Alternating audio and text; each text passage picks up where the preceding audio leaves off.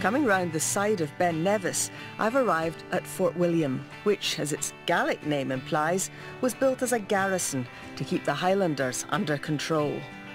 By the 19th century, when things had settled down a bit, the Highlands had become the place for Victorian tourists to explore. Further east, a railway had been built to Inverness, but not yet to here, which was causing some concern. The reason the West Highland Line came to Fort William here in the first place was for a delightfully frivolous reason, really. There was a Victorian gentleman in the town by the name of Mr. Boyd who wanted his daily newspaper delivered by 9 o'clock in the morning, as you do. From here, it's onwards to Mallaig. The old steam trains still run daily for the tourists on the last bit of the line to be built. This is the section that earns the West Highland Line its reputation as the world's most beautiful train journey. The early 20th century was the beginning of the age of concrete. Where the railway engineers couldn't find a way to let the track hug the hillsides, they used this new material to build spectacular viaducts. The most impressive of them at Glenfinnan, featured in the second Harry Potter film.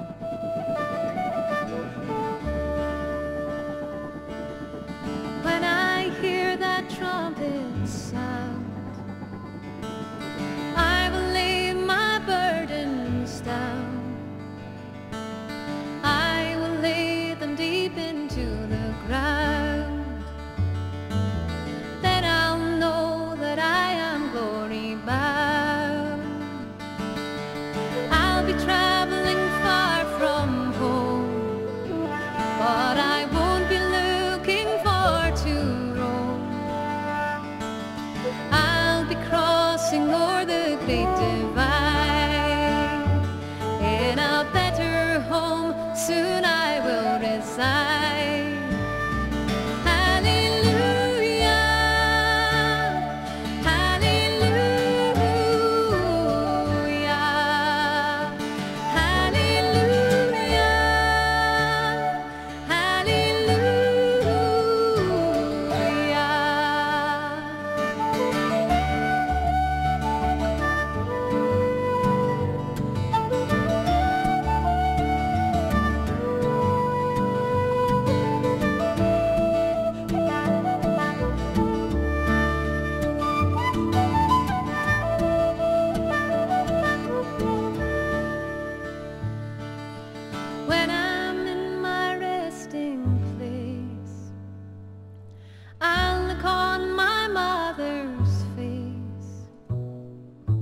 Never more will I have to know all the loneliness that plagues me so.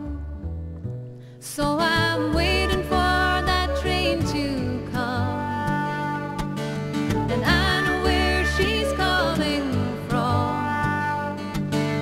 Listen, can you hear her on the track?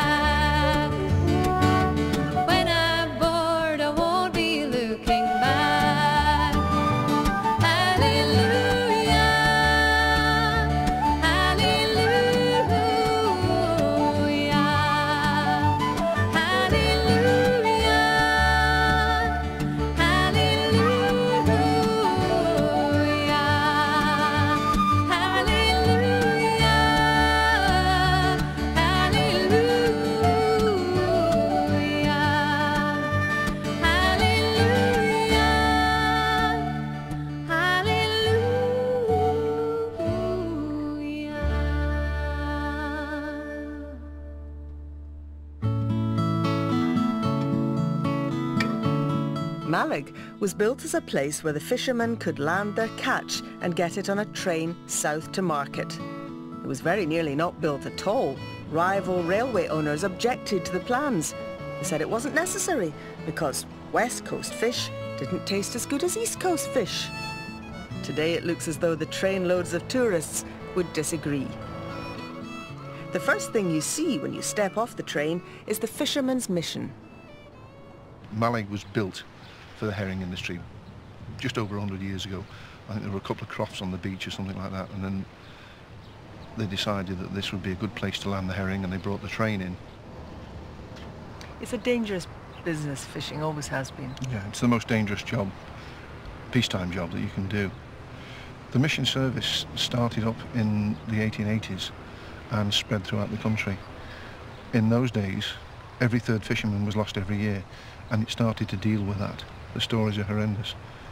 Today, we don't lose anywhere near that number of men, but there are still fatalities, there are still injuries, and we're here to deal with that. We're here to provide comfort, support, and to show the love of God. And who is your mission to, in a sense? Is it just the fishermen here in the town? No, the fisherman's mission is open to any fisherman that comes into the centre.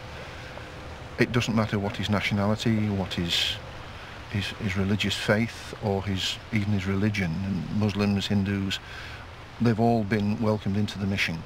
Although we're a Christian organisation, we are open to help all fishermen, and do. And we're getting a lot of foreign fishermen now who are working in the boats, and they're a long way from home. And sometimes the only friend they've got is the mission man. They come for their showers, they'll come for a meal. They come to contact home, make phone calls. We're the place where they get a bit of comfort and a bit of rest and a bit of break from being on board the boat.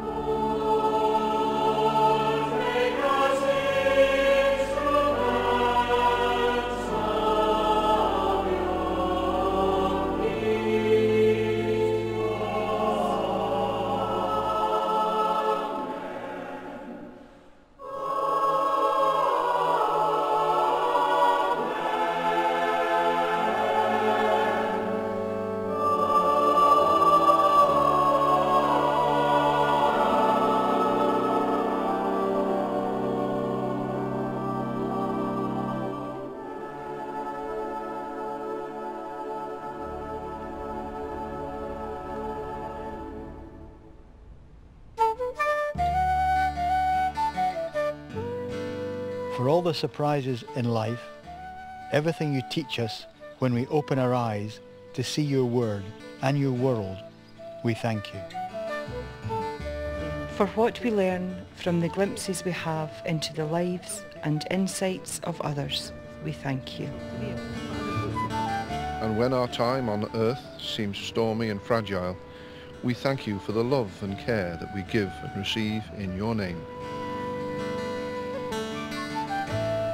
These sands are just south of Mallaig, near where some of the most memorable scenes from the movie Local Hero were shot. It's a breathtaking spot to end my journey on the West Highland Line.